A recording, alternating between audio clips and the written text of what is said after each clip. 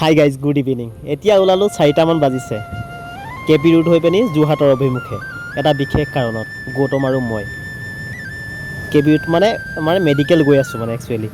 আৰু ৰাস্তাটো এইটো কে পি ৰোডৰ ৰাস্তাটো সঁচাই বহুত যথেষ্ট ধুনীয়া হ'ল, আগতকৈ বহুত চমু হ'ল। আৰু আপোনালোকে যদি আহোঁ বুলি ভাবে এইকেইদিনতে বহুত ধুনীয়া হৈ আছে, আপোনালোকে আহিব পাৰে। এটা কম সময়ৰ ভিতৰত আপোনালোকে যোৰহাটৰ এইটো ধুনীয়াকৈ যাব পাৰে আৰু কি ক'ম আল্টিমেট। মাজতে কিন্তু এডোখৰ বেয়া আছে, কিন্তু ৰাস্তাটো সঁচাই যথেষ্ট ধুনীয়া আৰু যথেষ্ট ভাল হৈ আছে। নতুনকৈ এইটো বনাইছে হাইৱে, আৰু আহিব পাৰে কিন্তু ধুনীয়া হৈ আছে, মজা আছে। কিন্তু যোৰহাটৰ পাওঁ অৱস্থাতে প্ৰায় 3-4 কিলোমিটাৰ পোৱাৰ আগে কিন্তু মাজতে অলপ বেয়া আছে। ৰাস্তাটো বনাই থকা হৈছে, যিহেতু বনাই আহি আছোঁ। আৰু যোৰহাটৰ ৰাস্তাটো যিহেতু যোৰহাটৰ বনাইছে এইটো ৰাস্তাটো যোৰহাটৰ হয় যিটো ৰাস্তা কে পি ৰোড।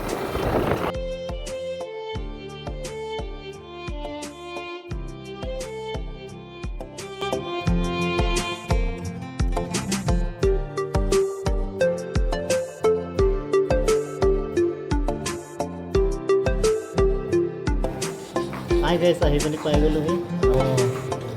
যিমান কামখিনি আছিলে কৰি পিনি ভাত পানী খালোঁ। 50 টকীয়া ভাত খালোঁ দেই, নিৰামিষ 50 টকীয়া ভাত খাই পিনি এতিয়া গলিটোতে নাইনাকৈ 10-15 দিনমান থাকিব লাগিব যোৰহাট মেডিকেলত। আছোঁ এতিয়া বৰ্তমান, আৰু পূৰা হৈ যাব। Good night.